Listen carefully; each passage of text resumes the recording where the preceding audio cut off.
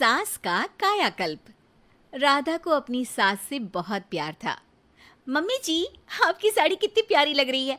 काश मैं भी आपके जैसी साड़ी पहन पाती। अरे बेटा, हमारे जमाने में तो साड़ी ही चलती थी। तू क्या करेगी साड़ी पहनकर? दिन भर भागा दौड़ी करती है। साड़ी कंफर्टेबल नहीं फील कराएगी। तू तो ऐसे ही जचती है बेटा। राधा सास को लेकर घूमने जाती, सैर करती और उनसे खूब बातें किया करती थी। एक दिन, अरे राधा और माँ सुनो, अब हम लोगों को बम्बई चलना पड़ेगा। मेरी नई नौकरी वहीं लगी है। अरे वाह माँ, कितना मजा आएगा ना। अरे नहीं नहीं, मैं नहीं जाऊंगी। बड़ा शहर, बड़े लोग, मेरा दिल नहीं लगेगा। अरे माँ, मैं हूं ना आपके साथ। और सारा परिवार बड़े शहर में शिफ्ट हो जाता है।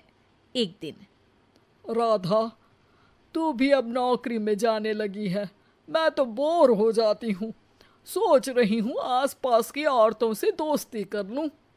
हाँ हाँ माँ, और क्या, यहाँ की औरतें तो किटी पार्टी और बहुत सी फन लविंग एक्टिविटी करती हैं। तो बेटा, दो चार फन लविंग से मुझे भी मिलवा देना। बहू सास के साथ बाहर निकलती है तो देखती है कि सास की उम्र की जो औरतें टहल रही हैं, उनका पहनावा ओढ़ावा सास से बिल्कुल अलग है। लेकिन फिर भी राधा एक औरत को रोकती है। Hello aunty, how are you? Oh great darling. Aunty, हम लोग यहाँ नए शिफ्ट हुए हैं। ये मेरी मम्मी है। क्या ये कल से आप लोगों को ज्वाइन कर सकती हैं? वो औरत सास की तरफ बड़ी ही अजीब नज़रों से देखती है, फिर कहती है, अब ठीक है, कल से भेज देना। सास समझ जाती है कि उस औरत को वो ठीक नहीं लगी, लेकिन फिर भी वो कुछ नहीं बोलती। अगले दिन, अरे माँ, अच्छी सी साड़ी पहनकर तैयार होकर जाइए। आपको आपकी दोस्तों के पास जाना है ना। और नहीं नहीं, मैं सोच रही हूँ घर पर बैठकर टीवी देखूं। वैसे भी रामायण का नया एपिसोड आएगा। नहीं माँ, आप जाओ ना, लोगों से मिलो, बात करो, अच्छा लगेगा। ना चाहते हुए भी सास उन लोगों के पास जाती है, लेकिन सभी सास से बुरा व्यवहार करते हैं। सास मुंह लटकाकर घर आ जाती है। बहू समझ जाती है कि सास को कुछ हुआ है। वो रोज सास को पार्क में भेजती, लेकिन सास रोज मुंह लटकाकर वापस आ जाती। क्या हुआ माँ, आप बाहर जाकर खुश नहीं होती हैं? अरे बेटा, खुश तो हूँ लेकिन लेकिन क्या माँ, आपको तो लोगों से मिलना, बातें करना अच्छा लगता था। मैं देख रही हूँ कि आजकल आप बाहर से आती हैं तो परेशान सी दिखती हैं। सास कुछ नहीं कहती, अपने कमरे में चली जाती है। अगले दिन राधा चुपके से सास के पीछे पार्क में जाती है। हेलो, कैसे हैं आप लोग?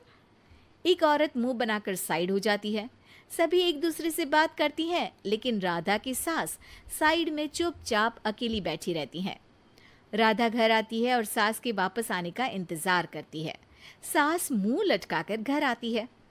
अरे मम्मी जी, तब से इंतजार कर रही हूँ, जल्दी तैयार हो जाइए, मार्केट जाना है। राधा सास को लेकर बाजार जाती है और उन्हें कुछ मॉडर्न कपड़े दिलाती है।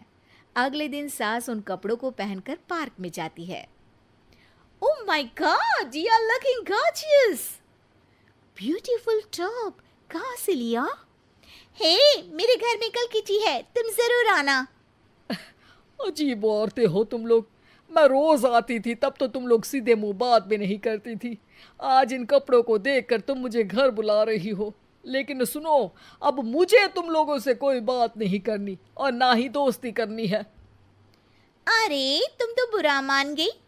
वैसे दोस्ती नहीं करनी थी तो ये कायाकल्प क्यों किया? ये मेरी बहू ने किया है। मैं यहाँ सिर्फ ये देखने के लिए आई थी कि तुमको मुझसे समस्या है या मेरे कपड़ों से। कपड़े तो बदले जा सकते हैं। अच्छा चलो, जो भी हो, अब हम लोग तुम्हें अपने साथ रखने को तैयार हैं। लेकिन अब मुझे तुम लोग नहीं पसंद। ये बोलकर राधा की सास वहां से चली जाती है। वाह माँ जी, आज तो आपका चेहरा खिला खिला सा लग रहा है। लगता है आपकी सहेलियों ने आपको अपना लिया। हाँ, वो तो अपनाना ही था।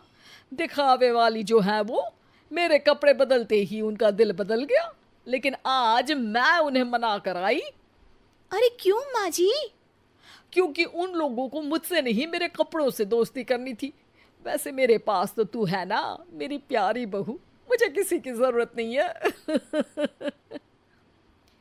अरे नहीं नहीं माँ जी, आप ऐसा क्यों सोच रही हैं?